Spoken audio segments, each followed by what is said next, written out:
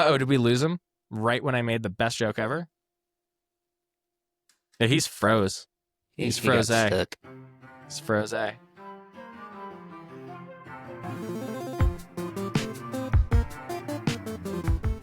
All right, everyone, warm up those brains. It's time for the Get More Smarter podcast. This is episode 234. I'm Jason Bain. I'm 234. This week on the Get More Smarter podcast, with approval ratings for Republicans and Democrats alike in the gutter in Colorado and across the country, Democrats have one ally in the fight to bring their approval back up, and you'll never guess who it is. Then, we've got great news. Wait, sorry. We've got terrible news. The constitutional crisis is here. It's obvious, it's permeating everything, and we're just as freaked out about it as you are. Then, we check in on some developments in the 2026 campaign, even though, yes, we know it's only 2025. And finally, we look at the Colorado legislature. With just 3 weeks left to go, how are trifecta Democrats protecting you, us, and all of Colorado from the evils of Trump, DOGE, and whatever new horrors await?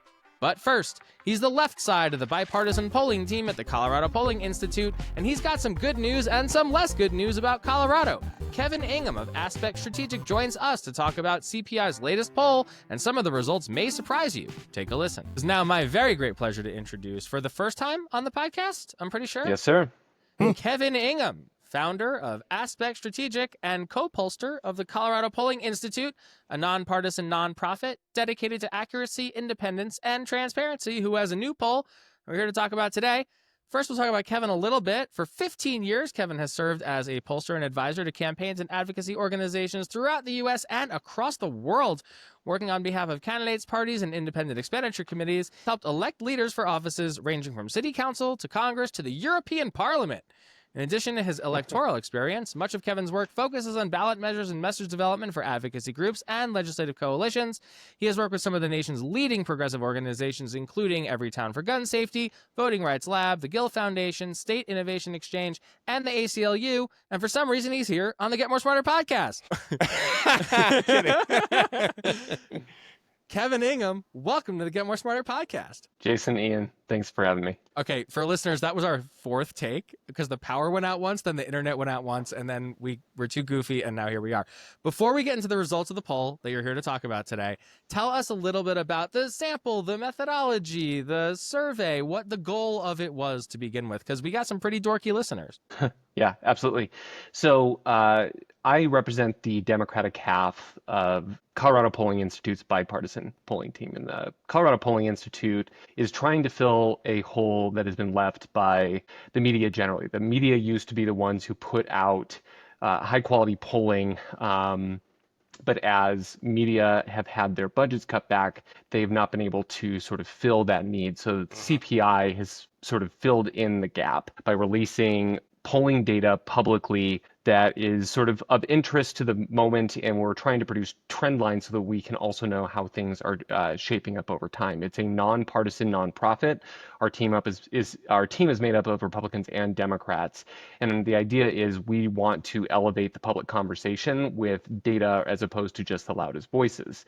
So this survey is our most recent. It's our sixth survey that we've released since CPI started, and this was a survey of 615 likely 2026 voters statewide.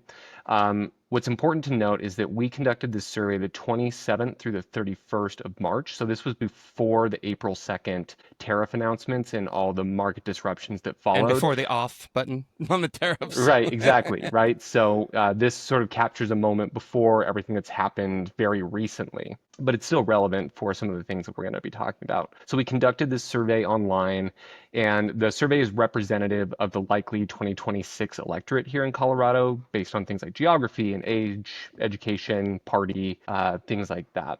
And we also, since we have those trend lines, we're actually able to look back on some of CPI's past statewide surveys, which we've done in November of 2023, we did in March of 2024, and then we did an exit poll right after the 2024 election. We were talking offline that there's a ton of data in this poll. I'm going to ask you the hard question then. If you had to give our listeners the one thing to remember from this, what would it be? Yeah, so A lot of our questioning was actually trying to get a sense of how voters are feeling about the Trump administration. And what we're seeing is that Coloradans are expressing a lot of frustration with what they're seeing from the Trump administration, and that includes on the economy, on immigration, and on federal spending cuts. But we're not seeing the legislative branch be spared from that frustration because many Democrats feel as though their party should be and could be doing a better job pushing back. And independents in Colorado are saying that congressional Republicans are not doing enough to check and balance the administration. Meanwhile, when we ask them about local elected officials, when we ask them about how things are going here back at home, voters are much more upbeat. And it's actually interesting to look at the trend lines from a year ago to today.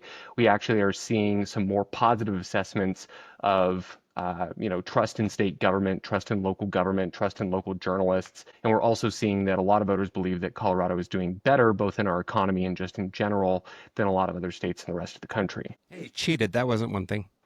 That was good though. That was like it's a lot of data. So I'm I'll kidding. ask you a different version of a similar question, which is what was the most surprising finding from this survey? Is there anything like under the surface in the crosstabs that, shocked you a little bit? Because we've been hearing that like Democrats are pissed off the party's not fighting hard enough. What you said about Republicans not acting as a check was interesting, but any other surprising findings? Yeah, so one of the wildest swings that we saw between this survey and our last survey in November was the Democratic Party's favorability statewide has collapsed. So back in November, 52% of voters said that they had a positive opinion of the Democratic Party and 45% had a negative opinion. Fast forward to today, and now the Democratic Party is viewed as negatively as the Republican Party. Only 39% of Coloradans have a positive view of the Democratic Party, while 56% have an unfavorable view. And that change between November and today is happening almost entirely among Harris voters, so people who actually supported the party in the last election. It's a dramatic swing that happened over the course of just a couple of months. So these are probably people that look at the federal or look at Democrats from a federal perspective, right? They're not thinking about Correct. Colorado Democrats. Yeah, it's important to distinguish here because we asked about local elected officials. We asked about the governor. We asked about U.S. Senator Hickenlooper and Bennett.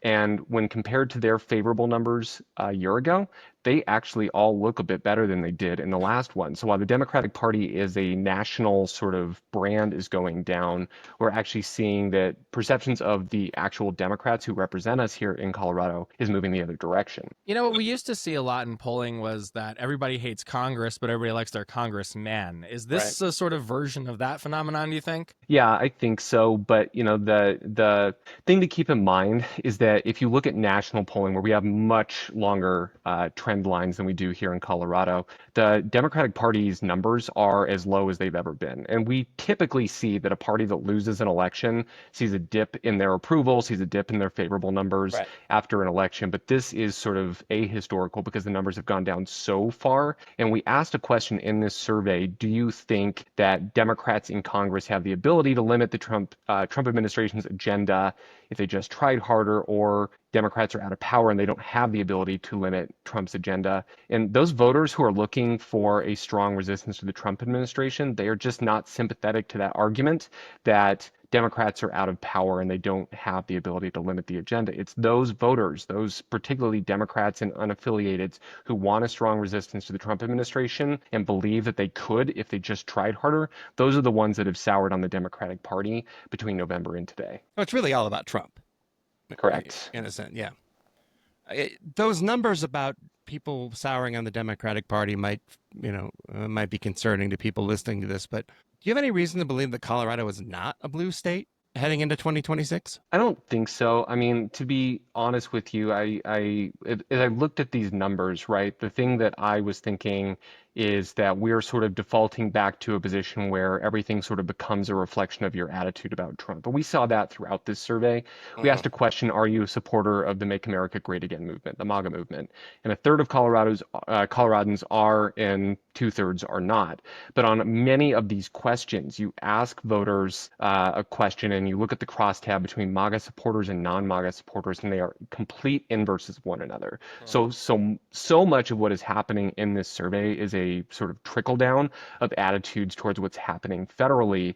And if you look at how Coloradans are feeling about Trump administration policies, how they feel about tariffs and how that's going to impact them, how they feel about federal firings and canceling federal contracts, and how they feel about the Trump administration's immigration policies, each one of those, a majority of Coloradans are giving negative assessments, and that probably is going to have a negative trickle-down effect for Republicans down here in the state. We don't know that for sure, but if I'm just inferring based on so much of what is happening throughout this survey as a reflection of your attitudes towards what's happening in the Trump administration, and with a majority of Coloradans feeling quite negative about what they're seeing, it does seem as though heading into the next election, there's no reason to believe that suddenly the state has changed its political orientation. In fact, I think that they're quite frustrated with what they're seeing from the GOP trifecta nationally. Well, so you mentioned in your one thing answer that one of the things is a bunch of data on approval ratings on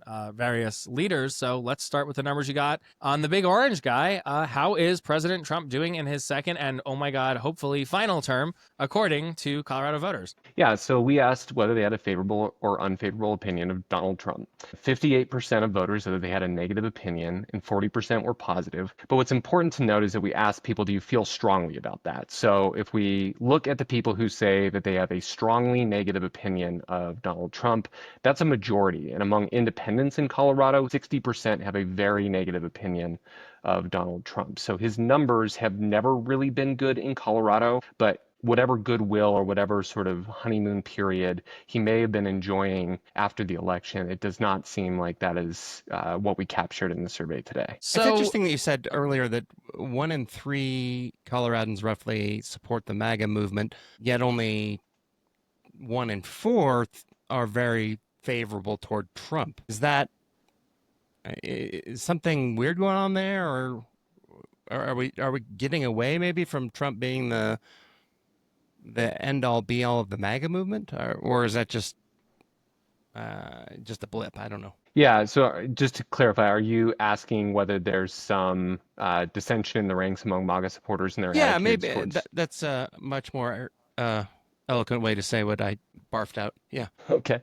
Well, when we look at MAGA supporters and we look at their favorability towards the president, 94% of MAGA supporters have a positive view and only 5% have a negative view, and 3/4 of that is positive. So there's not a whole lot of negative attitudes. You might have some softening maybe in response to what people are feeling about the economy, but I wouldn't want to go too far in trying to describe that as dissension in the ranks. It feels like they're pretty lockstep behind him. That's weird that you would support the MAGA movement but not Trump. Yeah, it was only 5%, so it's a little bit of noise. It's still weird, though. That's like one respondent in your survey. I'm doing math right. Yeah, all nine people who were MAGA supporters and told us that they had a negative view of the well, it's probably people whose like portfolios took a dive. It's like, I like the theory, but like, please save my money. Yeah, the practice sucks. That number, was it 58-40? 58 disapprove, 40 approve? Was that the headline number for Trump? Is that an improvement or a deterioration since the last time you guys tested him? We don't have a trend line on Trump's favorabilities, but what we do have is the Mountaineer survey that was conducted, their exit poll, and these numbers look almost identical to how they did back right after the election when Trump lost Colorado by an 11-point margin. How about Prime Minister Elon Musk? Are people happy with him? I mean, honestly, the numbers on Musk are as bad as they are for Trump. So we asked voters whether they had a favorable or unfavorable opinion of Elon Musk. And what we found was that his numbers are, they're quite bad. I'm trying to find it here. Okay, so 59% of Colorado voters have a negative opinion of Elon Musk, and a majority are very negative towards him. Only 37% say that they view him favorably. But there's actually more questions that we asked that I think add some color to that. We asked voters, for example, do you trust or distrust the Department of Government Efficiency to do the right thing? 54% of Coloradans said that they distrust, and 31% trust. 49% went as far as saying that they distrust a lot. And when we asked voters about whether they think that the firing of government employees and canceling of federal contracts are going to have a mostly positive, mostly negative, or no impact on Colorado residents in the long run. 60% said negative and 33% said positive. So voters are looking at this DOGE project with a healthy dose of skepticism, and that's trickling down into their views of Elon Musk as well. Let's talk about how Colorado's governor and congressional leaders rate among voters. Joe Neguse, friend of the pod, and Gabe Ish Evans, very much not friend of the pod, have roughly the same name ID, with about, I think, 60% saying they have no idea who these guys are. But Neguse is far more favorable on net. Was that surprising to you that they were sort of evenly matched in terms of who knows who they are at a minimum, considering Evans was just elected in 2024 and Joe Neguse has been in office since 2018? Not necessarily, not in terms of name ID, right? Because if you think about it, if you are a voter in the Denver media market, which is most of the state, you are getting absolutely blanketed with television ads talking about Gabe Evans in the last election, whereas Joe Neguse does not have a competitive congressional race. He's in a blue congressional district, so people are not necessarily hearing about him in the same way. Now, the fact that Joe Neguse's favorables look so much better than Gabe Evans, that also might be a reflection of the fact that to the extent that people have heard about Joe Neguse, it's probably been on his terms rather than in sort of like negative media, negative paid media, whereas Gabe Evans has just had to go through a pretty substantial barrage of negative advertising very recently, right? It's hard to imagine this, but the election was only a couple of months ago. And he's also propping up a very unpopular agenda. I mean, all of these things, like you tie Evans to Trump, you tie Evans to Musk, all the policies that are unpopular that Colorado voters are reacting to, like this mass firing of workers. Colorado voters are smarter than most other states' voters. I'm just going to go ahead and say it. And they know that a Republican member of Congress is probably part of this project, right? Yeah, so I mean, we talked about how voters want to see the Democrats interact with the Trump administration. We also asked about the Republicans in Congress, and I think that this sort of gives you a sense of the challenge facing Republican representatives of Colorado, because when we asked them, do you want to see congressional Republicans act as a check and balance on the administration or support the Trump administration as much as possible, 71% of Coloradans say act as a check and balance. And then we went further. We asked those people who said they want to see a check and balance. We said, okay, are Republicans in Congress doing enough to act as a check and balance, or are they not doing enough? And the answer was almost unanimous. 86% said, no, they are not doing enough. That's a really tough spot to be if you're a Republican representative, particularly when the Republicans have so few votes to lose for their agenda nationally. You're in this sort of box where they can't really afford to lose your vote, but there's a lot of pressure back at home where people are frustrated with some of these top line policies like federal spending cuts, immigration, and the economy, tariffs in particular.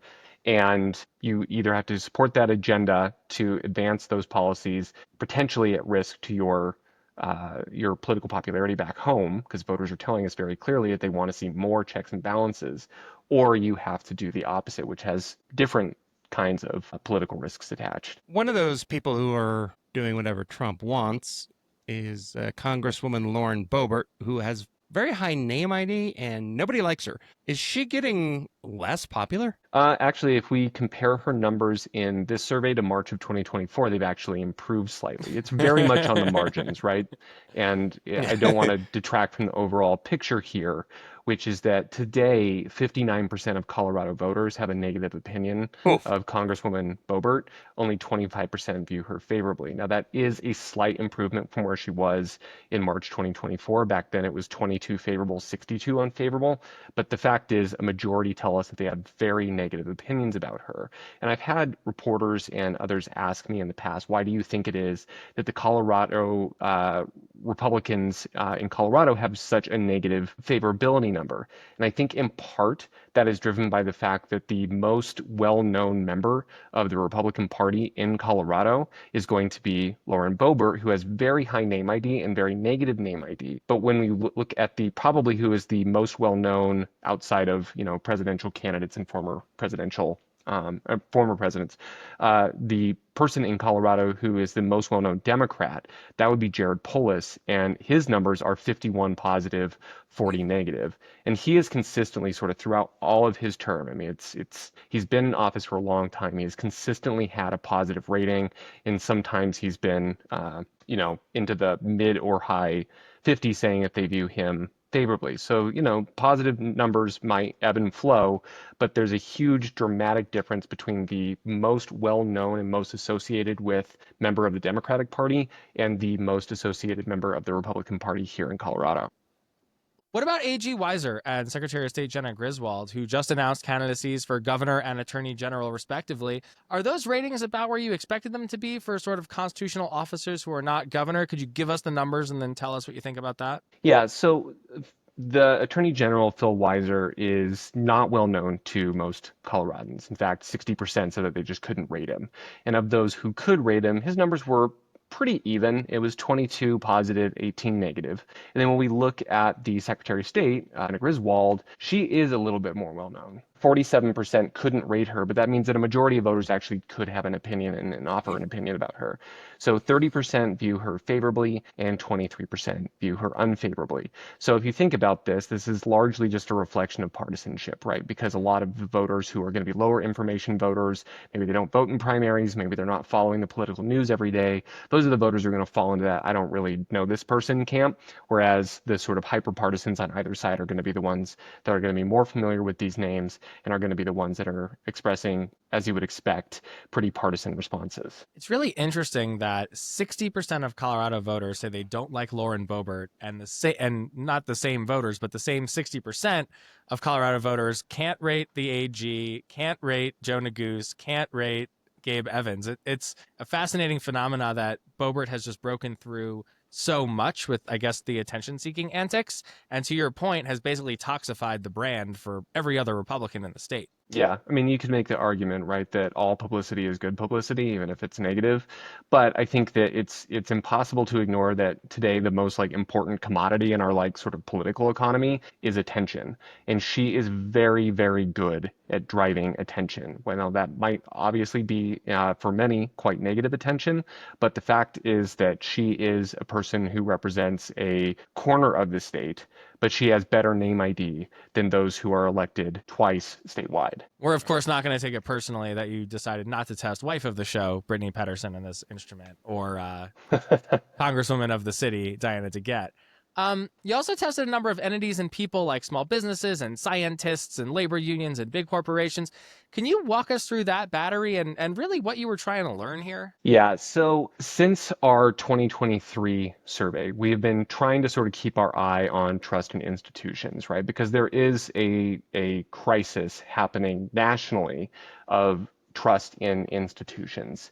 And we think that that has a direct downstream impact on the popularity of political appeals like populism. So we wanted to see if we can understand and track and try and keep an eye on the appeal of populism through a lens of how do people feel towards various societal institutions.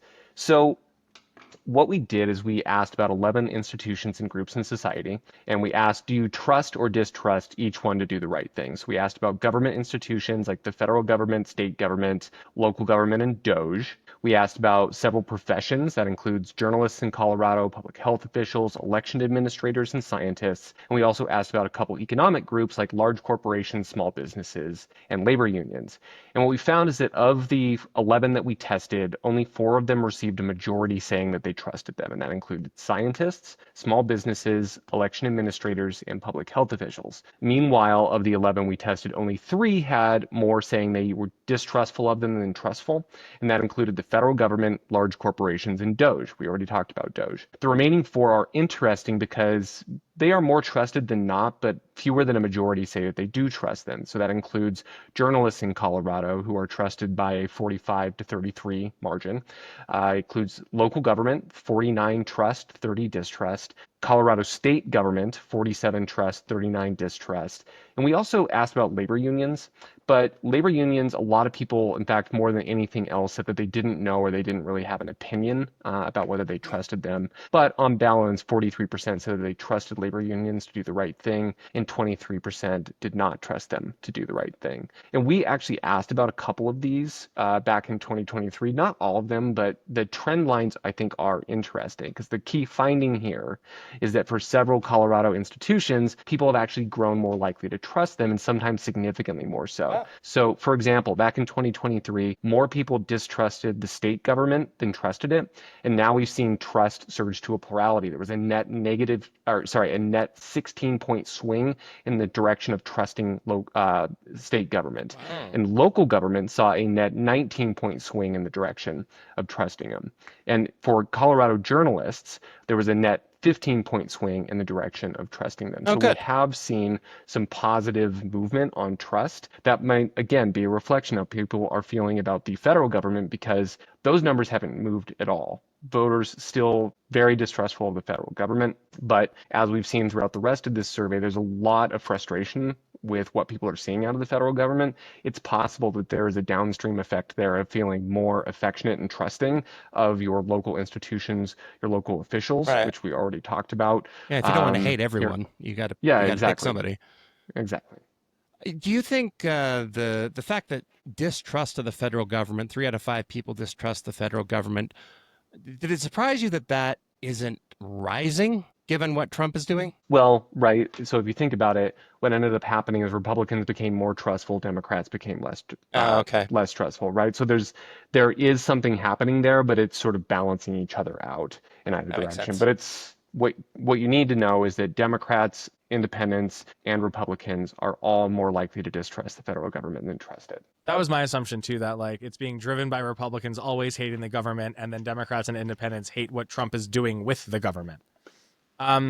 Journalists, like you discussed, have pretty high marks in Colorado, 46% or so saying they trust them at least a little, which feels very different from what we see at the national level and even in other states. Do you have any idea what's behind that in Colorado? It's hard to know, right? So if this was just journalists in Colorado that we saw moving in a more favorable direction, that might be something where we were trying to sharpen our pencils and really try and understand, is there something specific that is happening with Coloradans' relationship with the media? But the fact that we are also seeing other Colorado institutions like local government and state government move in the exact same direction in very similar numbers, it's possible, like I said, we're just seeing a reflection of, I am more distrustful of what I'm seeing nationally right now, but I am more affectionate towards what I'm seeing here in Colorado. In fact, we asked a question where we said, do you think that Colorado is doing better than most other states today, worse, or the same as most other states today? And Coloradans actually gave a pretty positive assessment of this. So when we asked them that, 49% said Colorado is doing better today than many other states. Only 26% said Colorado is doing worse today than many other states. So I mentioned Is that at the very unusual in your experience, or that people feel like their own state is doing better than other that people states. like their own state that much? Yeah. Well, I think maybe the way to answer that is by looking what's happening underneath the hood. If you look at those who are newer residents to our state, right? Maybe they moved here somewhere between the last year or 10 years ago. They are much more likely to say that Colorado is doing better than other states, because they are the ones who have more recently come from other states. They've Right. seen how other states are run and how they're handling their challenges, whereas it's the sort of like 20 years plus or all my life in Colorado people who are a little bit more mixed on this question. They still are more likely to believe that Colorado is doing well than not. But if you look at the people who came here recently having experiences from other states, more than 6 in 10 of them are saying Colorado is doing better than other states. And I think that actually in some ways answers the question, even if I don't have directly comparable data from other states. What would you tell elected officials or other thought leaders about what it means, what this trust battery is telling you? So when we did this back in November of 23, right, what we were able to do is basically come up with a trust index, right? And what that allowed us to do was look at out of the things that we trusted, how often did you say that you distrusted them, and the level of intensity with which you did that. And so we sort of came up with a bell curve, right, of trust. And one of the things that I found really interesting about that is that there was a highly partisan response to that back in November of 23. And you had Republicans and MAGA supporters, which were very distrustful of institutions. And then you had sort of Biden supporters, because back at that point in time, we were asking about Biden in our questioning, and Democrats that were much more trustful of institutions. But one thing that really stood out for me was that people of color were much more distrustful of institutions than their partisan voting.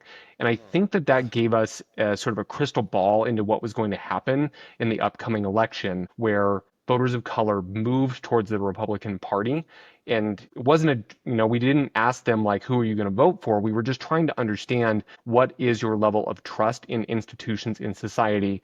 And the fact that we could sort of see this gap between their stated voting intention way back in November and how much they distrusted various institutions in society struck me as a bit of a sort of canary in the coal mine that we might see something in the next election if partisan voting attitudes start to align with that trust.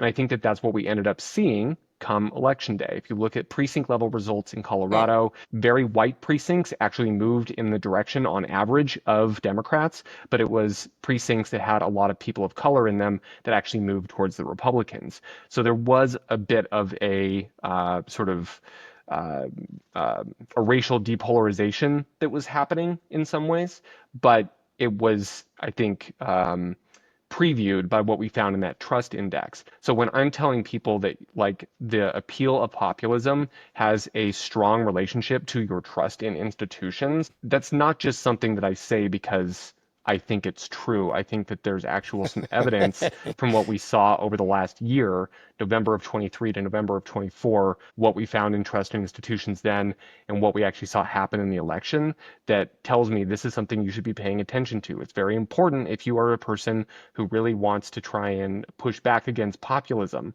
that you need to make sure that people can feel like they trust their institutions. And there's a whole lot more that we can get into about what that means. We didn't cover that in this poll, but I think that I'm just trying to provide data, and CPI is trying to provide data to the public, to elected officials, to the media, to civic leaders about where Coloradans are at and how those attitudes are changing. So it's important for us to keep an eye on this trust battery because there is a direct link to populism to the extent that people care about that, and it's something that they want to try and stand up to. Kevin Ingham, not making stuff up. Just good. So we're clear. That's a important quality in a pollster. So back to something you did test, can you talk a little bit about what you saw in terms of support or opposition to the tariffs that have taken the nation by storm? And just a reminder that this survey was conducted before last week's whipsaw in the market due to Trump's announcement of insane, over-the-top, and mathematically suspicious tariffs. Yeah. So we asked voters, and it's important to note that we asked this question specifically asking them to concentrate on the long term, because that's what the administration has actually asked voters and Americans to consider is there might be some short-term pain, there might be some short-term turmoil, but in the long term, this is going to be better for America. So the exact question wording was, in the long run, do you think the Trump administration's tariff policies will have a mostly positive, mostly negative impact or no impact on Colorado's residents? 59% said that in the long run, they think it's going to have a mostly negative impact on Colorado residents, and 32% said mostly positive. Only 9% said that they don't think it's going to have any impact either way. MAGA like overlap Venn diagram as a circle? Very, very strong association with that. And we also asked people to think about the economy, speaking of the long run. We asked them, think about the economy here in Colorado. In 12 months, do you expect it's going to get better, going to get worse, or is it going to stay about the same? And the forecast is stormy. 47% expect that it's going to get worse. Only 15% say that it's going to get better. Wow, really glad we elected all those business brain geniuses to take over the fucking country, aren't we? Yeah, but I mean, they're even more gloomy about a higher number are gloomy about the national economy. 54% think that the U.S. economy is going to get worse over the next 12 months. Now, again, all of these questions happened before the tariff announcements and the pause, before everything that we saw with the markets. Voters are sort of reacting based on what they knew between March 27th and March 31st. I can't tell you what has changed since then, but the fact that there was so much market turmoil and that this was in the news so much, I can't say what they think, how their position on the tariffs have changed, but I could say that it wouldn't be unreasonable to expect that voters might have an even more negative assessment of what the economy is going to look like in a year, just based on what they saw in the markets. Are you surprised that people seem to understand tariffs pretty well, or at least are pretending that, or are telling you that they do. I was worried a couple of months ago that people didn't get the tariff idea in general, but I've been surprised to see how many people speak out and say, no, I get that tariffs are going to hurt me personally. Did that surprise you? No, because I've been following polling data that sort of shows that I do not expect that if we asked voters to sit down and like draw a diagram, that they would be able to sort of, come up with something that looks like how tariffs actually work. But I think if you ask them to connect two dots, tariffs, prices I pay, they can do that. And that's something that's been true before the election, but it's actually gotten more so since the election, where voters in Colorado, voters nationally, have been saying tariffs are going to lead to higher prices for me. So Trump might be like the only person who does not believe that. Or know what tariffs do. Again, keep in mind, right, his what he's asking people to do is think about the long run, right? Yes, there might be some short-term pain. In the long term, this is going to pay off in terms of making us respected, make sure that people are not ripping us off anymore, and make sure that we're sort of reindustrializing back here at home. But that's why we asked the question specifically, focus on the long term, Coloradans. What do you think is going to happen? And even when we used that sort of framework to try and give credit to what the president is actually asking Americans to consider, at least here in Colorado, voters do not seem particularly sold on that long-term payoff. Once their kids are working in iPhone factories for below minimum wage with no overtime, then they'll really realize what a great idea this was. What other insights or takeaways should listeners come away with from this survey? I mean, you've covered, like you said, produced a huge number of data, covered a wide range of issues. What haven't we talked about yet that you think is worth diving into here? I guess I would sort of point to things closer here at home, right? So we asked voters, for example, to tell us about which cost burdens are big problems here in Colorado. And we asked them about the cost of housing, healthcare and prescriptions, grocery prices, home and car insurance, utilities, and gasoline. And housing is just in the category all its own. 68% of Coloradans say that this is a very big problem here in the state. The next closest was healthcare and prescriptions at 50% saying it is a very big problem. And it doesn't matter whether you are a renter or you are an owner. This is something that everybody sort of recognizes as a very significant problem. And consistently throughout CPI surveys over the last 2 years, when we've asked voters about what issues concern you, what should we be focused on? Housing is just like this background radiation that is always there. It has never gone away. And it's something that is a higher concern for renters, but it's not only renters that are feeling this way. Everybody sort of acknowledges it. And I think this survey really made it crystal clear to us that this is something that is not partisan. It's not something that's about whether you own or rent your home. It's just something that right now 2/3 of Coloradans are saying that this is a very big problem. And they're putting it out in front of even things like food and grocery prices. So all that we've been hearing about egg prices, voters still acknowledge that as a problem. Half of them are saying it's a very big problem. But housing is really in a category all its own. You also tested some questions on immigration. The way I read it is that despite Republican cries and protests about how important immigration is and how big a deal it is, people don't seem to really be all that freaked out about it. Is that accurate? Well, I think it would be incorrect to assume that Coloradans do not have a significant amount of concern about immigration. What I think would be correct to say is that an area that is historically one of Trump's strengths, right now Colorado voters are looking at with some skepticism. We asked them a question that we pulled word for word from a national CNN survey because we wanted to be able to compare national attitudes to Colorado attitudes. Right. The question was, do you think Donald Trump has gone too far, has been about right, or not gone far enough when it comes to deporting immigrants living in the United States legally? Nationally, 45% were saying gone too far, 39% been about right, 16% not far enough. Here in Colorado, 53% say said gone too far, 17% not gone. The national. Yeah, exactly. So it's significantly higher. And look, this is not necessarily from CPI survey, but from my own polling that I've done, it's not as though voters have not looked at this with concern. It's not that it's not something out there that people are worried about. Yes, it is an elevated concern among voters on the right, but if you ask voters direct questions about whether this is a challenge, whether this is something that Colorado is struggling with, they're going to tell you yes. But what I think has changed is that there may have been some optimism about how the Trump administration was going to handle this issue, coming out of the election or heading into it. But now, several months into the administration, it looks like a majority of Colorado actually think that the efforts that he's undertaken so far have gone too far. And that's considerably higher than what we're finding in national polling. So here's my version of the big takeaway from the poll, which is a lot like your intro. So let me know if I'm on or off base here.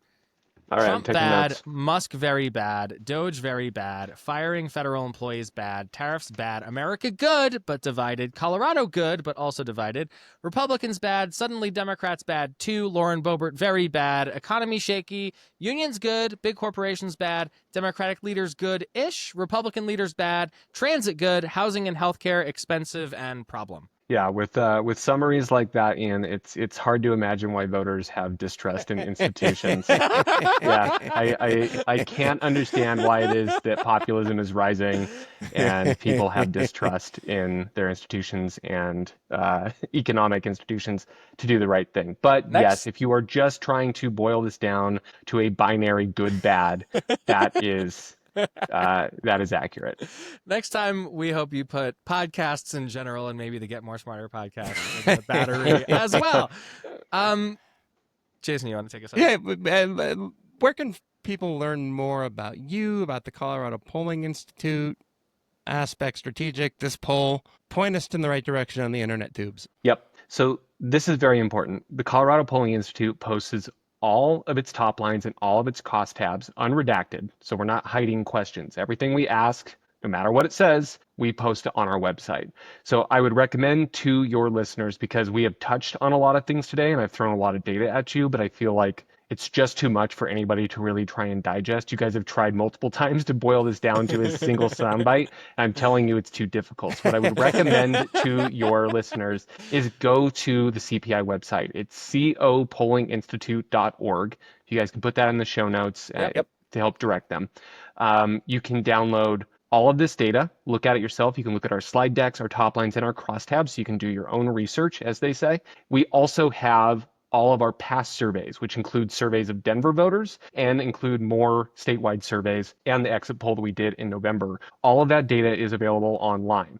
The idea here is that we want people to be informed about what their neighbors actually think in a way that is representative. These polls are supposed to be representative rather than what you would find on Twitter or X or whatever it is we're calling it these days. It's something that is supposed to be there as a public service. It's there to try and give people a sense of what it is that Coloradans actually believe in a way that's independent and transparent. All of CPI's donors are available on their website. So if you want to know who's funding this, you can see it on there. We don't accept money from PACs or political parties or corporations or anything like that. So we try and keep this as transparent as possible and trustworthy as possible.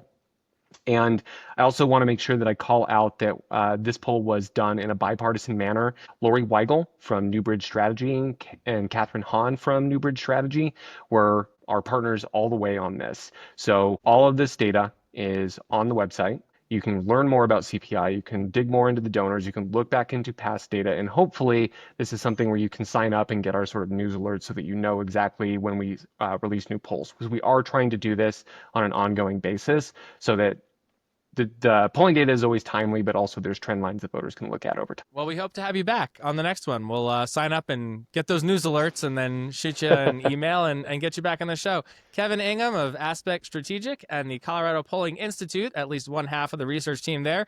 Thank you so much for coming on the Get More Smarter podcast. I feel like I got quite a bit more smarter. How about you, Jason? What are the results that surprised you the most? You can remember that. Yeah, we recorded that interview last week. So I don't know. I guess I want to answer this question actually because it's an interesting one. Do you have an answer? No. The most surprising result that we didn't talk about is that nearly 3 in 5 Coloradans have visited Casa Bonita.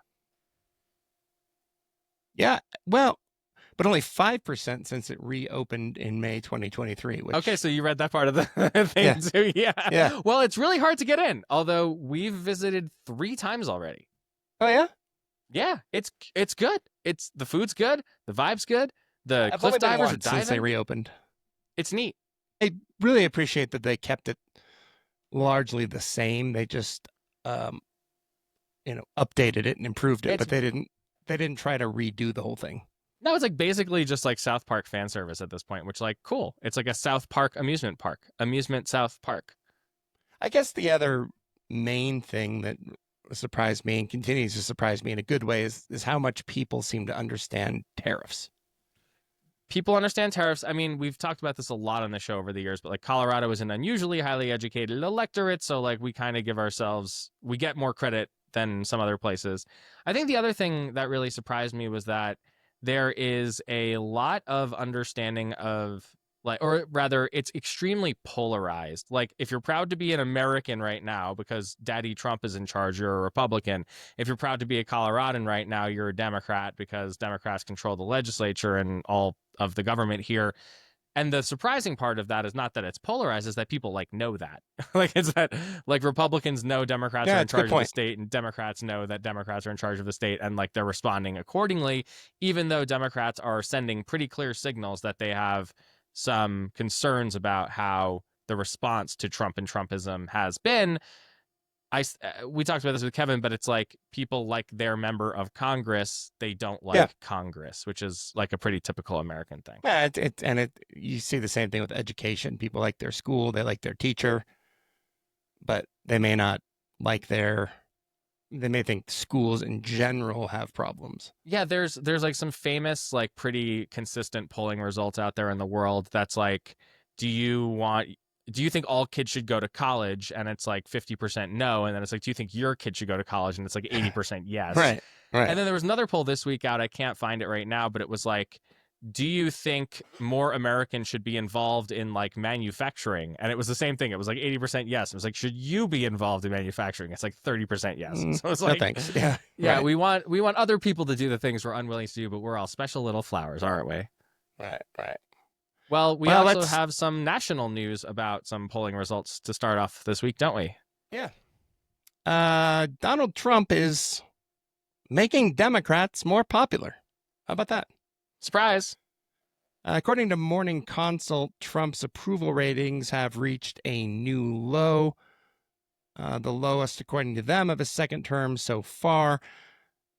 But we'll skip past that. The really interesting part is that, and I'll read this directly from Morning Consult, quote, "For the first time since May 2021, more voters trust Democrats in Congress than their Republican counterparts to handle the economy, 46 to 43%.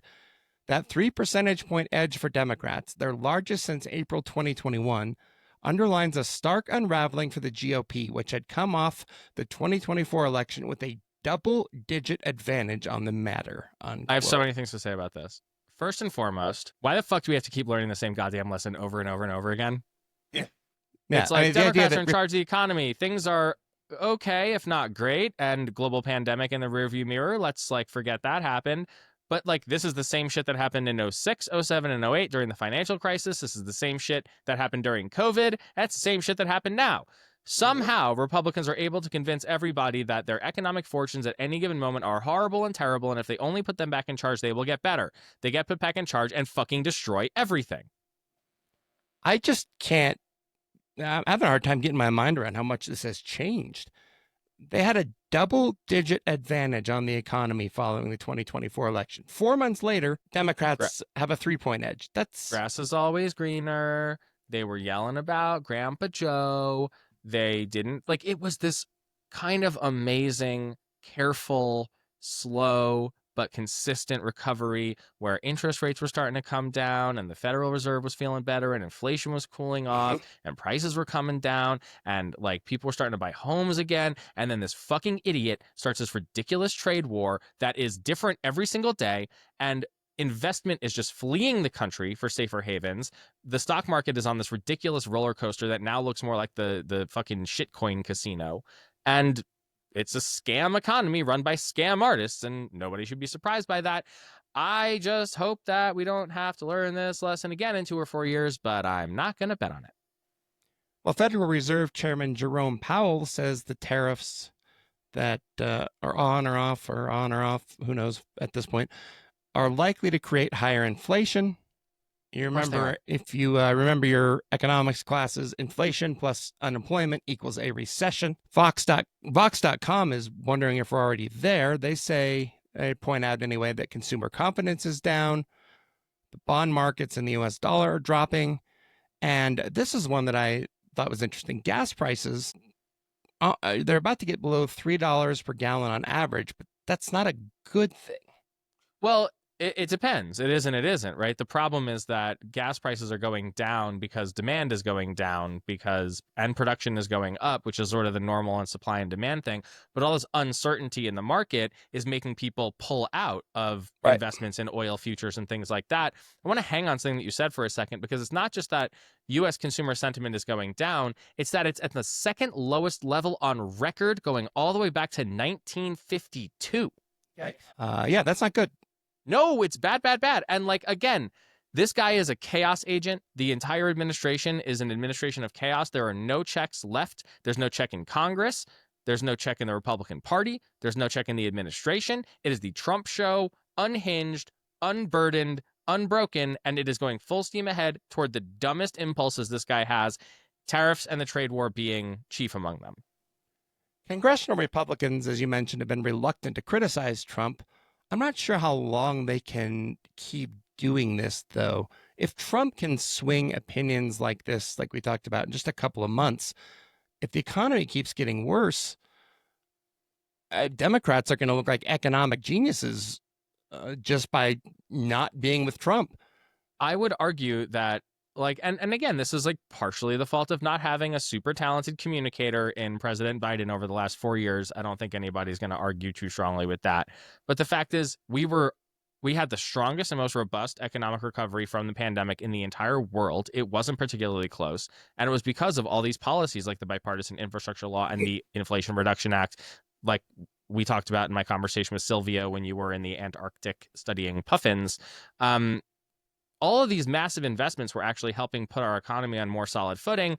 Republicans are now stripping these or canceling grants or all these sorts of things at the same time. They're starting these price hiking tariff wars. It's insane, and Democrats would be smart to do two things. Point out how harmful this is, and in my opinion, try hard not to fucking agree with it by accident for no reason, which seems to be happening sometimes too.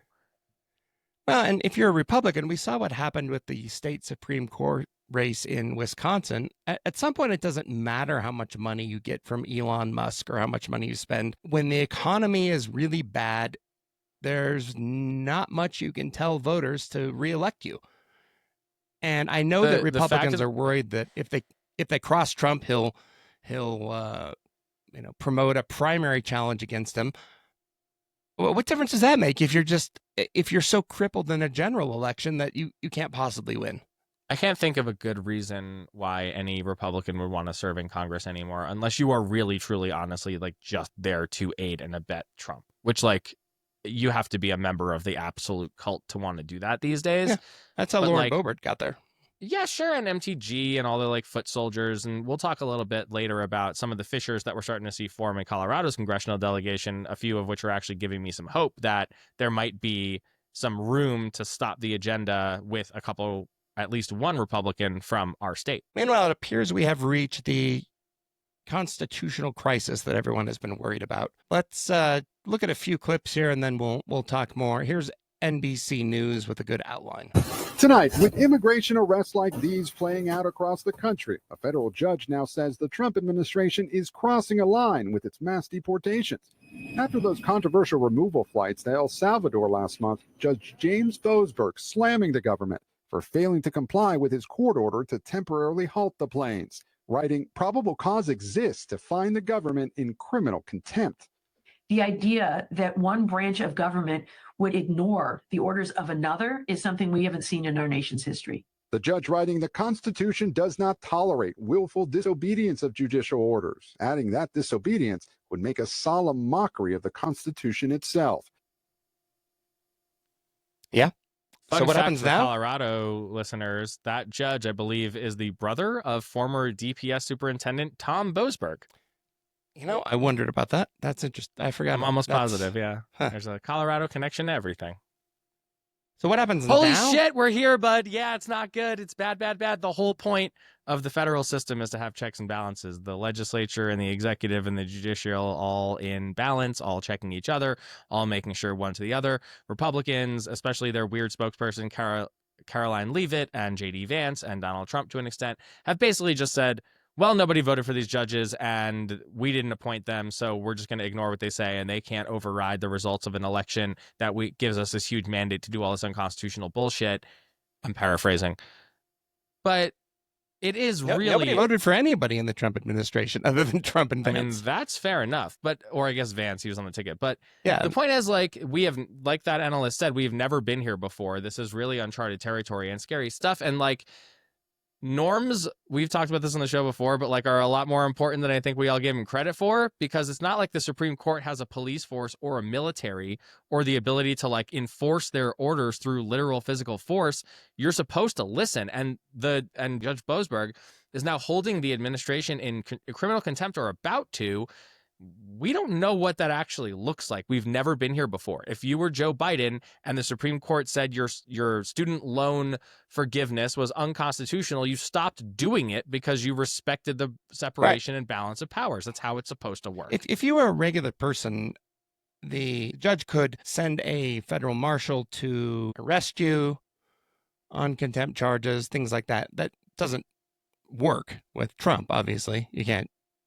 They can't just go and arrest Trump. No, I mean, like, remember, he was arrested and convicted and mugshotted of 34 felonies, and I guess that doesn't fucking matter either. No. And the reason this is becoming a constitutional crisis is because of what the Trump administration is saying and sort of just ignoring or just flat out making shit up about what the judge and what Boasberg and other judges have said about their deportations. Here's Deputy Chief of Staff, Evil Squirrel, Stephen Miller. Is the president going to ask for him to be returned to the United States or not? Like, yes or no? So first of all, it's not a question for me to answer, but I think that the assumption that underlies the question is what needs to be corrected, which is that there was no mistake that was made. He was said, like, so what? Let me ask you, so what do you think would happen to him if he came back to this country? As your understanding of immigration laws, what do you think would happen? But I'm just asking at this point about whether you're asking a lot of questions. The president. You were all asking a lot of questions about this, and you all seem to care about it a lot. So let's see if any of you have researched anything about this issue at all. Can anyone here tell me what would happen to the illegal alien from El Salvador if he came back to the United States? Does anyone here know? Does anyone want to guess? Any of you? He could be with his family. Does any of you know the answer to the question? Legally, what would happen if he came back here? Does any of you know? Any of you? Do you really believe the Supreme Court? I'm talking. You really believe the Supreme Court? You just asked them. He's such a douchebag. You're done. Does any of you know the answer to the question? Does any of you? You've been talking about it for days. Would deport him again, no? He would be arrested. Okay. He'd be put in confinement. He would be deported the second time to El Salvador again, because there's no withholding order for an alien who's a member of a foreign terrorist organization, number one. Number two is the gang that he's a member of doesn't exist in El Salvador anymore. So what you're asking for is to be deported twice. But additionally, if we chose to just pretend that the withholding order was real, he would be deported to a different country. So, for example, he could be deported to Egypt. So I'm just trying to understand, is it your view, in other words, you have to find a country that would be willing to take a MS-13 member from El Salvador. So I'm trying to understand from you all is, so if he came back and under our laws, he was then deported to Egypt or to Somalia, would you then be saying, great, I'm so glad that you deported him to another country? Is that what you'd all be saying? Like, do you understand our immigration laws at all?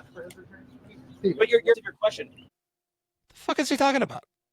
I mean, he's talking out his ass because he's just lying through his teeth. Part of this is that there's no evidence this guy is a member of a gang. And the judge said, don't deport him. Right. There's no evidence he has any ties to any criminal organizations or terrorist organizations or however he's putting it here. So they're testing the fences, man. This is all a big exercise in what can we get away with, because I hate to say it, but the slippery slope here is you start with MS-13 gang members. Let's say you can prove he is one. They haven't, right? They haven't done that anywhere. But let's say you can prove one of the people that they've deported in the hundreds or thousands that they've already deported are members of gangs that they've designated as foreign terrorist organizations.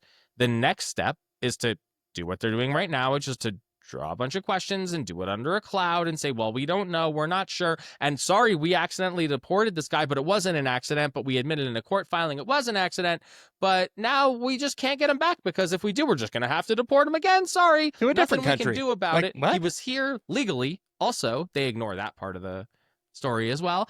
The scary part to me is that everybody's kind of bracing for when they do this to the first United States citizen. It isn't a matter of if, it's a matter of when, right? And it's my unfortunate assumption that they will find somebody with a pretty objectionable criminal history, just like Trump said to the president of El Salvador in the Oval Office last week, a homegrown criminal, And they'll just a send them to some United random States country. citizen, will be disappeared to a foreign torture prison. And then the next step is, oh, maybe it's a pedophile. Maybe it's a violent criminal. Maybe it's a political protester. Maybe it's somebody who drew a swastika on a Tesla. They're really going for it right now, and there are no breaks left. When are Senate Republicans going to step up and say enough of this shit? They're the only ones, really, with the power to do that. Well, I suppose the Supreme Court could. I mean, they upheld the directive from the judge in a 9-0 unsigned order. And then to... Stephen Miller fucking lied to the press in front of the president, pretending that it was a 9-0 decision in their favor. Right. I mean, they're just, and now they're doing the whole, now they're like, well, what's the definition of facilitate? Right, because the order was that they need to facilitate the bringing back of this man, Kilmar Abrego Garcia, who was a Maryland resident, with legal protection against deportation. And again, the government in their court filings admitted he was mistakenly sent to that prison. I don't know if this guy is still alive. No one has heard from him. There is no evidence at all, and I think that might be part of what's going on here. Chris Van Hollen from Maryland went down to El Salvador and was refused a request to meet with the guy. So we don't know. This is really scary stuff, man. If the Trump administration ignores the contempt charge, then what? Yeah, I What do we do? don't think Elena Kagan's going to go out there with a set of zip ties and bring Stephen Miller into the court to try him. Like, it's not. I'd be cool with that, though, if she did. Yeah, that'd be great. System is not designed for this. No, it is not. There is a inherent belief that that your elected officials are going to actually Follow the obey law. the Constitution they pledge to uphold. And if they Used to don't, be. we don't know. The issue of Medicaid cuts is still bubbling because we're getting closer to the hearing in May when a committee in the House of Representatives will start to make some decisions on what should be cut in order to reach the $880 billion spending cut that the House Republicans have demanded. Congressman Gabe Evans is on that committee. He's going to be he's making... just lying through his fucking teeth. It's $880 billion in waste, fraud, and abuse, and that's how we're going to do it. And nobody should worry. There's going to be no legitimate Medicaid recipients injured by this at all, which is just the most obvious bullshit I've ever heard in my life. Well, and Evans is now saying on social media that the governor of Colorado, Jared Polis, has spent years giving free Medicaid to illegal immigrants and even the dead, which is... There's no evidence for this at all whatsoever. Not There were true. audit problems in Medicaid. Of course, that's why you do audits, to find issues and then you resolve them. But it's just a fucking lie. This guy is a fucking liar, and that is how he's going to live his very, very short career in Congress.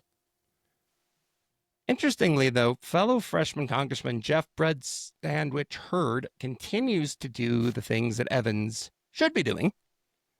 Hurd signed on to a letter with a group of lawmakers urging Republicans in leadership to preserve and strengthen Medicaid, saying, the letter said, quote, "We cannot and will not support a final reconciliation bill that includes any reduction in Medicaid coverage for vulnerable populations," unquote. Speaking of vulnerable populations, look at the fucking signatures on this thing. We're talking every Republican in Congress who has a survival instinct left and is in deep shit in their elections if this thing happens to them in their districts. 31% of the people in Congressional District 3, which Hurd represents, do get their health care through Medicaid programs or CHIP.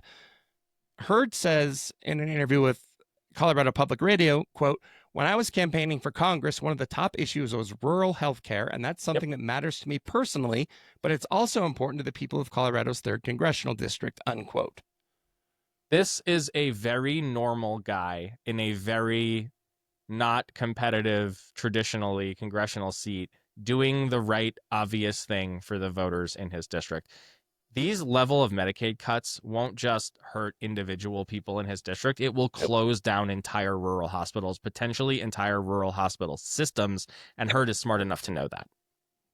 And I think other House Republicans are going to start coming on board with this discussion more. It was fine to vote for the general outlines about the concept of the Republican budget. I don't know that you're going to get, especially with the narrow margins they have, I don't know you're going to get enough people willing to actually go on the record cutting Medicaid. What's wild about this, I think that's right. And what's wild about this is that like Gabe Evans should be acting like Jeff Hurd is by taking a careful approach, by being measured and nuanced, because he is in a 50-50 district that he will almost certainly lose no matter who the nominee is in 2026. And we'll get to that in a little bit too. Jeff Hurd is acting like Gabe Evans should be acting by actually showing concern, not just for his political career, but for the people in his district who will be deeply affected by this. Because yes, Jeff Hurd has the percentage of Medicaid recipients in his district, but Gabe Evans is not far behind in second place. Right. Well, speaking of 2026, let's talk about some of the races that are coming up.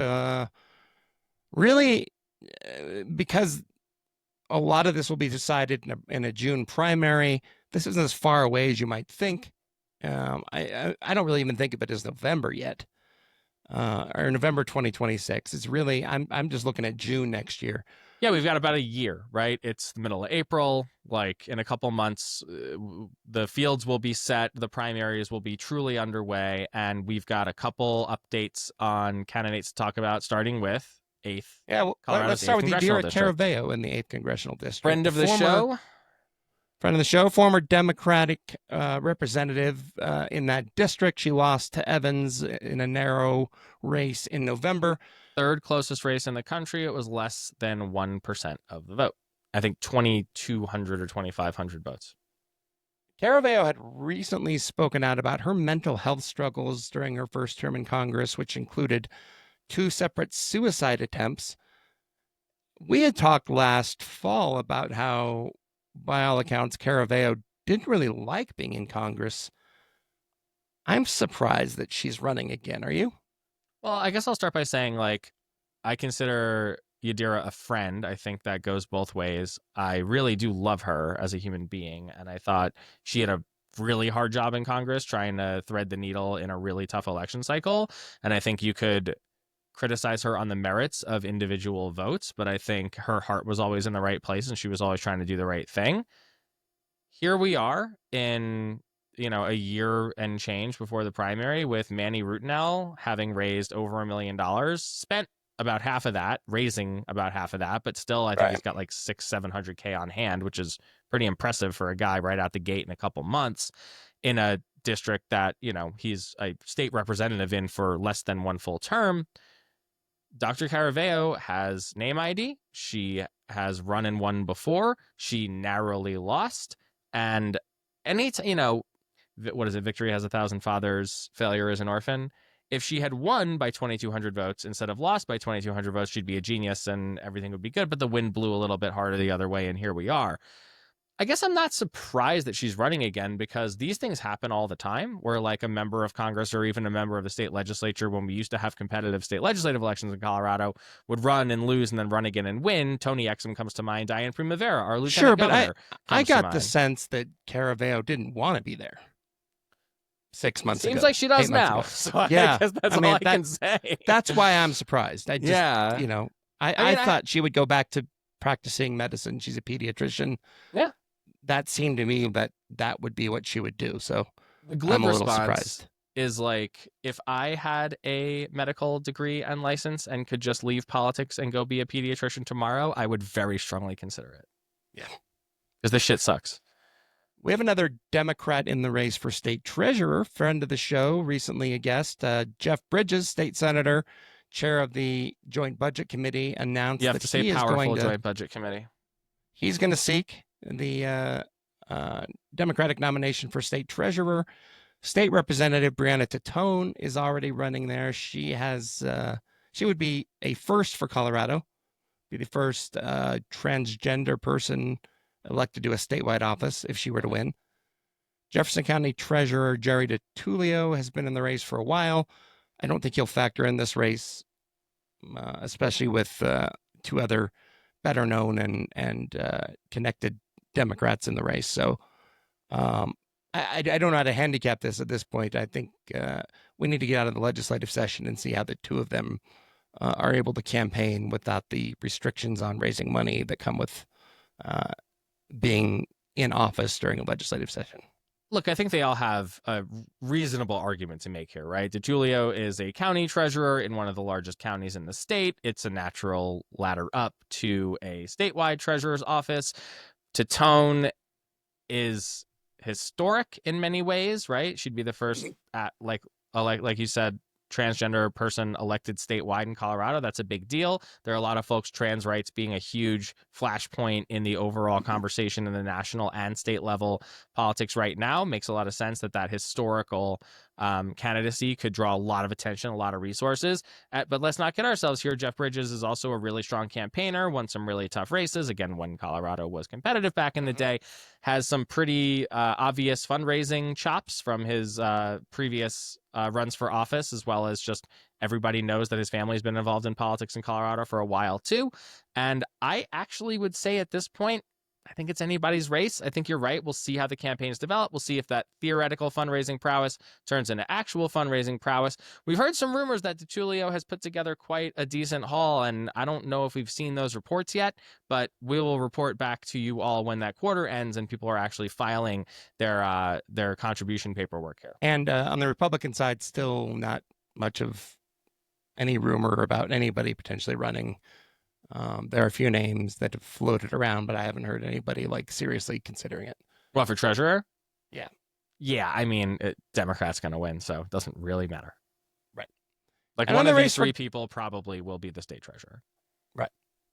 And then in the race for governor, Greg Lopez is back because, of course, he is. I do want to register that this thing is called People Over Politics, which is literally Hakeem Jeffries' 2023-2024 session theme for Democrats in the U.S. House, of which Greg Lopez was a member for a few weeks. Right. Something is happening in Colorado. Lopez ran for governor in 2018, finished a distant third in the Republican primary behind Walker Stapleton and Victor Mitchell. After Democrat Jared Polis won the general election that year, Lopez announced that he would run again in 2022. He finished about 8 points behind Heidi Ganahl in that Republican primary, though he did get top line in the ballot at the state GOP went on to lose Assembly. to Governor Polis by about 20 points, so maybe he would have done better. Lopez was appointed last April to fill the remainder of Ken Buck's term in Congress in the 4th Congressional District. Lauren Boebert, the current representative, backed Lopez because she didn't want whoever won to have the ability to run against her for a full term. I suppose Lopez could win the GOP nomination, given the weakness of the field. More on that in a minute. But he's also got some pretty nasty skeletons, including a public domestic violence case that he has talked about for some reason, and a charge of impropriety when he was overseeing the Region 8 Office of the Small Business Administration. He's not going to, there's no chance he could be governor, but I suppose he could get the Republican nomination. Sure. I mean, just the same way Brita Horn, the new GOP chairperson, came through a crowded field of lunatics to be the least crazy non-Dave Williams person and therefore winning, Greg Lopez could theoretically. And I mean, the dude's got name ID from having run so many times. But there are 10 Republicans running for governor at the moment, some of whom you will recognize, some of whom you probably won't. Yep. There's Lopez, State Senator Mark Baisley, State Representative Scott There Is No Bottoms, Teller County Sheriff Jason Mikesell. We talked about him a couple weeks ago when he made his announcement with just 5 random white dudes. Jason Clark, whose name I just recognize because he's always on the ballot for something. And then there's 5 people whose names I have never seen. Bryson Garrison, Stephen Guess, John Gray Ginsburg, Joshua Griffin, and something called Alexander Mugatu. No, Mugatu, man. He's been Mugatu. around. He's run for stuff before. And it's not He just, has? unless my brain is doing that thing where it's bringing in Zoolander, because Mugatu, I think, was Will Ferrell's character in that movie. Oh, yeah. I am pretty sure Alex Mugatu has run for lots of stuff in Colorado before unsuccessfully. And this will be another one of those. Yeah. So, anyway, if you're a Republican in Colorado and you want to run for governor, jump in. Jump in. The water's fine. Sounds great. Yes. Everybody else is doing it. You may Yeah. as well. Right. Let's talk a little bit about the Colorado legislature, where Democrats are doing a lot of good inoculation work.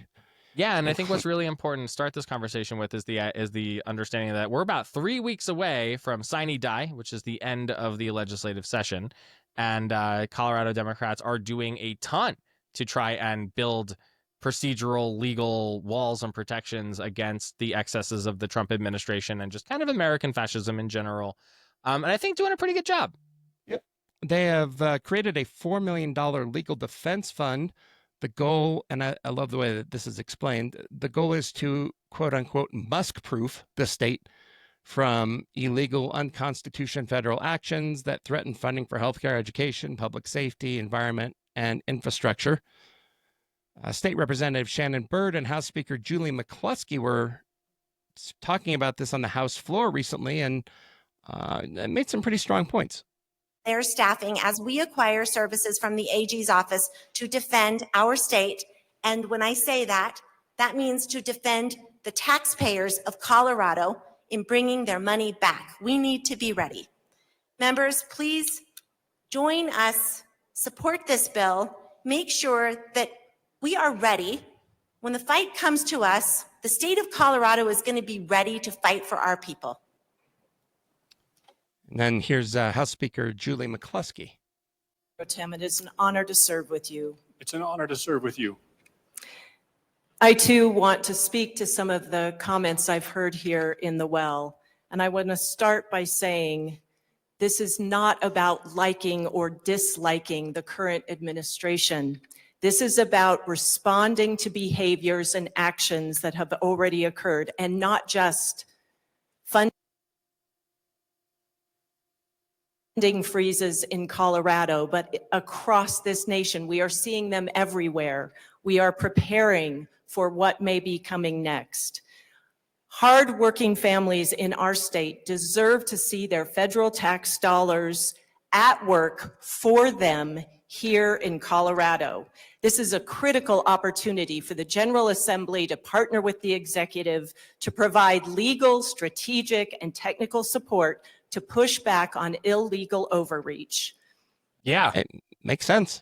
This is like Democrats do something here. They're doing something. Like Right. the state legislature is doing everything they can in their power, as limited as it is, to make sure that we can protect taxpayers and residents from the overreach and illegal actions of this administration. Good stuff. There's another bill that I really like, a book ban. I wouldn't say prevention, but a sort of inoculation. We played a clip last week from Republican Representative Ken DeGraff. We're absolutely going to play it again right now. Yep.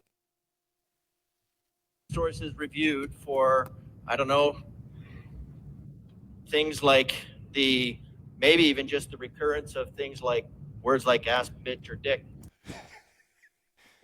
The bill that Democrats are passing requires the local board of education of a school district and the state charter school institute board to establish written policies for library resources and a specific way that you could try to remove a book that you didn't like, instead of what Republicans do, which they tried last year, where somebody came up with a list of hundreds of books that nobody actually looked at or read, and they were like, we got to ban these because I guess maybe they say dick, ass, or butt or whatever. And Democrats are saying, okay, you want to ban a book? You have to go through this process. that makes sense. Saying dick, ass, or butt is our right as fucking Americans, and I am so sick of these dick ass butts trying to take away our fundamental American rights. I think we should just write a book and title it Dick Ass Butts. Dick ass I butt. don't know what it'd be about. But... The story of Colorado Republicans. Yeah, that's right. Meanwhile, Republicans keep finding new ways to embarrass themselves. This is fucking hilarious. Yes. I'm so sorry. They held a Zoom press conference trying to get U.S. Attorney General Pam Bondi's attention about Senate Bill 3, which is a gun safety bill that we talked about last week. The Democrats passed. They want Bondi to launch an investigation about Colorado lawmakers violating the Second Amendment or whatever. Brandon Richard of Denver 7 reports via X, quote, "This House Republican press conference on Senate Bill 3, which is also being broadcast on Zoom, has been chaotic. Someone hacked into it and shared a pornographic video with racist slurs, and everyone can't seem to find their mute buttons," unquote. There's a non-zero chance that this was not an accident, but I think they probably were hacked. And I think it was probably another Republican. Those are the ones who tend to share porn with racist slurs. Yeah, this kind of shit only seems to happen to them too. Like, maybe this could have happened to Democrats. It hasn't. I don't know. If the almighty force of the universe, creator of everything, wanted to get involved in politics in any way, shape, or form, maybe they would prevent such things from happening to their chosen party every once in a while. That's right. All right, let's do a couple of quick hits and then we'll roll out this week. We'll kick things off with our fuck around and find out of the week. Here's CNN talking to voters in an area of South Dakota that backed Donald Trump by 70%. That is a lot of percents. I wanted Trump. You wanted Trump. Yep. There was no way in hell I wanted her out there. But now I don't know what would have been better. What were you expecting? I was expecting the lower cost of a lot of just your everyday living things and hoping that he would make things better for everybody in America, because that's what we need. Groceries are already outrageous. And then we put the tariffs on across the seas or whatever, like China, all that. It just makes everything more expensive for everybody. Jamie Bass. What's with the "we don't call 911" thing hanging in the background there? Did you see I don't that? know. It doesn't make me want to go to South Dakota, but I thought he'd make things cheaper. I actually like South Dakota, and I don't want to go there in case I don't know, get into a car accident or something, and then they won't call 911. That's very weird stuff. Right. Jason Crow is doing something on social media. The congressman from the 6th Congressional District. I really like the approach he's taking. He's been going online to talk about what his constituents are telling him about how the Trump administration policies are affecting their lives. Here's an example. Friend of the Crow? So I'm going to continue sharing with you all the stories that I'm getting from back home in my district about the real life and death consequences and how the Republican budget cuts, Trump's cuts to health care, are going to really impact and hurt so many families back home. One of my constituents recently wrote to me saying, "My daughter was born with Engelmann syndrome. She relies on Medicaid for so much of her ability to live. Without Medicaid, her skills and functionality would decrease, her seizures would increase, and her safety as a whole would be compromised. Medicaid is essential for her ability to be a part of her community and world around her." Folks, these cuts, again, are having disastrous implications for so many people around the country. We can't give tax breaks to the wealthiest among us and billionaires and corporations on the backs of families like this. I'm also just very glad that he took our advice and kept the beard. Yeah. Great approach, though. Don't tell people why these cuts are a problem in your opinion. Say, here's what my constituents say. Here's a real life person who's going to be negatively impacted by this. Somebody who did nothing wrong, doesn't deserve to have their health care taken away simply because they have a rare syndrome. Right. You remember, this would have been 2022, I think. There was a Republican named Tim Walsh who ran for a state Senate seat in Jefferson County, spent rich guy, $1 million. Self-funders, lost to Lisa Cutter. Is that right? Yeah, despite spending like $1 million of his own money. Well, He's a he real just estate. wasn't that good, and he was that unpopular that $1 million couldn't buy him a state Senate seat. Right. He's a real estate developer, and for whatever reason, Trump has nominated him to be the next Assistant Secretary of Energy for the Office of Environmental Management, which means he's going to be in charge of cleaning up nuclear sites. Something he knows dick all about. I was going to ask, has he cleaned up nuclear sites in his real estate development career so far? No, he has not. Jesus Christ. If we all die of fucking radiation poisoning because of this idiot, I'm going to be so mad. Friend of the pod, Eric Malbech, for the Colorado Times Recorder, talked to Dr. Vincent Paglione, an assistant professor in systems engineering at Colorado State University. Dr. Paglione said this, quote, "I do not know why Tim Walsh was appointed for this position. It does not seem that he has the deep understanding of waste management and decommissioning that would be required in this role. Confident leadership is going to be crucial for improving public trust and supporting nuclear power, and I hope they're able to continue that leadership," unquote. Jesus Christ. This seems like a weird rant. Like, it's also something I wouldn't accept. Like, if a president was like, "Hey, I'm going to appoint you to clean up nuclear sites," I'd be like, "That's probably not a good idea. I don't know what to do." I mean, you First of also all, like, this is the kind of guy that spends $1 million on his own losing state Senate race. So I think the arrogance and self-confidence is not a problem for this particular individual. No. Republican Gabe Evans is somebody that if you're a constituent, you may not be able to get into an office to see him, but that's on purpose. There is a sign on his office door in Adams County saying, "In an effort to save taxpayer money, we do not have a full-time employee at this location at this time." This is such a fucking lie. I've never seen this. Do you know what a fucking lie this is? Every member of Congress has a couple $1 million a year in their fund to do things like make sure there's an open constituent office in the most populous part of your goddamn district, which this one's in Greeley, right? Or is this Adams County? Yeah, somewhere. It basically, it's in order to one of the more populous parts of his district, and in an effort to save taxpayer money, horse shit. That's not what this is. This doesn't do that, but I bet they thought they were absolutely brilliant when they came up with it. Yeah, all he's doing is he doesn't want to have to talk to constituents, and so he doesn't want to get yelled at by people whose health care he's taking away. Yeah, this is, like I said, I've never seen this. And one term. It's not a good Calling idea. it now. One term. Friend of the pod, Jasmine Crockett, Democrat from Texas, was on MSNBC recently. She was asked to respond to a video of Georgia Republican Congresswoman Marjorie Taylor Greene talking shit to one of her own constituents. Jasmine Crockett did not fail to deliver. Why is MTG supporting Musk and DOGE and the slashing of Medicaid, Social Security offices, libraries, and more? This is outrageous, from Sarah. Well, Sarah, unfortunately, you're being brainwashed by the news that you're watching. Congresswoman,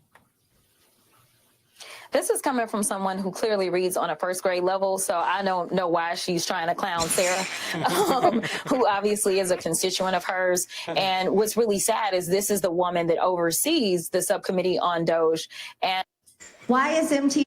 I'm so glad we got a chance to talk to her right before she took off, because there's like no fucking way she would ever come on the pod now if we asked her to. We got her while she was still kind of like in her second year of her freshman term, and man alive, she is kicking ass out there. Way to go, funny. Congresswoman Crockett. And finally, our gibberish of the week. Here's Health and Human Services Secretary Robert F. Kennedy Jr. trying and failing to make a point about autism rates in the United States. One of the things that I think that we need to move away from today is this ideology that the autism diagnosis, that the autism prevalence increases, the relentless increases, are simply artifacts of better diagnoses, better recognition, or changing diagnostic criteria. If you look at Table 3 of the ADDM report, it's clear that the rates are real, that they are increasing in the last 10 years, which is the beginning with the first one, year by year, there is a steady, relentless increase. I want to, because this epidemic denial has become a feature in the mainstream media, and it's based on an industry canard. And obviously, there are people who don't want us to look at environmental exposures. Don't trust diagnostic information telling us about autism. What do He we is top trust 5 most instead? dangerous lunatics in the country. He is really up there. They're like, this measles outbreak is freaking me out. The fact that there are not going to be vaccines for the next global pandemic, which, let's just face it, with our luck, is going to occur on the watch of these particular morons. Like, I don't know This what to doesn't say. even make any sense, though. Like, what? We got to be careful about trusting diagnostic method. And so, what do we do instead? Just guess? I don't. No, you What? trust him and his fucking like band of conspiracy lunatics who want to put forth the repeatedly debunked nonsense theory that vaccines cause autism. And if you say you have autism, I guess you have autism. You don't need to talk to a doctor or anything. I don't know. It's also just like they look at this as a binary thing. Autism is a spectrum. There are millions and millions of highly well-functioning people in the country who have autism, who are vaccinated and unvaccinated. It has nothing to do with it. It's a weird single-person crusade, and the fact that there weren't, I don't know if there were any, but certainly not enough Senate Republicans who were willing to say, we cannot put this fucking lunatic in charge of the nation's health, is one of the reasons why people are going to die because of this. Bad stuff. Wow, but we don't have to check the diagnostics on people dying. No. We can just say they're still alive, I guess. Yeah, I'm sure. But then they can't get Social Security. Oh, yeah, true. It's good. Yeah. All right. That's it for us this week. Get More Smarter Podcast is a production of ColoradoPolls.com and the Big Horn Company. Your hosts are me, Ian Silveri, and America's Dad, Jason Bain, who managed to somehow figure out how to engineer and produce this thing. I make the video version sometimes. Megan makes a video version sometimes. You can make the video version if you want. Send us an email. The phenomenal Breakmaster Cylinder made the theme song. Get your shots while you still can. Protect your trans kids, your autistic kids, and any other kids in your life. Really, they're coming for them. If you send us a message, leave us a review on Apple Podcasts, a comment on Spotify, or reply to a post on Blue Sky, we might read it on the air. Do you want to be famous? Here's one we just got. This one came in via our text message, which you can send by clicking the link in the show notes of every episode that says, send us a message, really. Here's a quote. The answer to why Republican Congress people are giving away the branch's legitimate constitutional power to Trump is because they are feckless cowards, or more horribly, because they don't believe in the constitutional checks and balances and wish to hurdle us toward a new form of government with Trump as king. Scary stuff. Can't argue that. Nope. Subscribe on YouTube, Apple, Spotify, or wherever you get the podcast you listen to or are listening to right now. Rate the show and leave us a review on Apple Podcasts. If you got More Smarter, it helps a lot. Go battle the trolls in our YouTube comments and find us at getmoresmarter.com, where you can sign up for bonus content in our Substack. And please send all angry and non-angry rants to angryrants at getmoresmarter.com. Other stuff to Ian at getmoresmarter.com, and other stuff to Jason at getmoresmarter.com. Thank you to Kevin Ingham from the Colorado Polling Institute and Aspect Strategic for being our guest this week. And most importantly, thank you so much for listening, watching, or absorbing the information you have just received through osmosis. We'll see you next week.